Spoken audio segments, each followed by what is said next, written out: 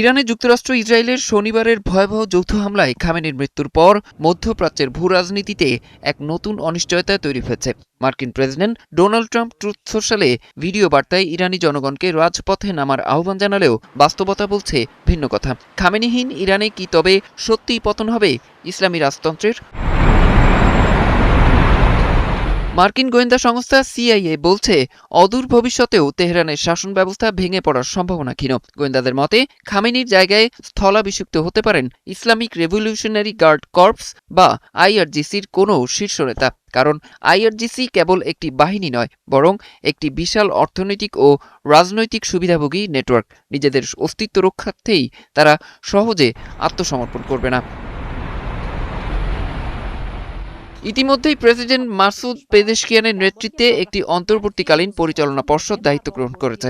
দেশটির নিরাপত্তা প্রধান আলী লারিজানি হুঙ্কার ছেড়েছেন বহিরাগত চক্রান্তের বিরুদ্ধে। অন্যদিকে নির্বাচিত শাহপুত্র রেজা পাহলভির সাথে ট্রাম্প প্রশাসনের ঘনিষ্ঠতা বাড়লেও তাকে ইরানের সাধারণ মানুষ কতটা গ্রহণ করবে তা নিয়ে হতাশ জ্যেষ্ঠ মার্কিন কর্মকর্তারাও।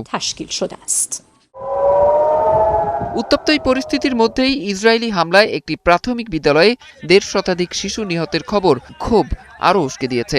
বিশ্লেষকদের মতে শাসন পরিবর্তনের জন্য প্রয়োজন নিরাপত্তা বাহিনীর সদস্যদের দলত্যাগ, কিন্তু এখন পর্যন্ত আইআরজিসির বাহিনীর মধ্যে তেমন কোনো লক্ষণ দেখা যায়নি। সব মিলিয়ে খামেনির মৃত্যু ওয়াশিংটনের জন্য বড় সামরিক জয় হলেও রাজনৈতিক লক্ষ্য অর্জন এখনও সুদূর পরাহত। তেহরানের মসনদে কারা বসবে তা এখন নির্ভর করছে ইরানের অভ্যন্তরীণ শক্তির লড়াই এবং রাজপথের পরিস্থিতির উপর। অরিসুল ইসলাম, ৭১।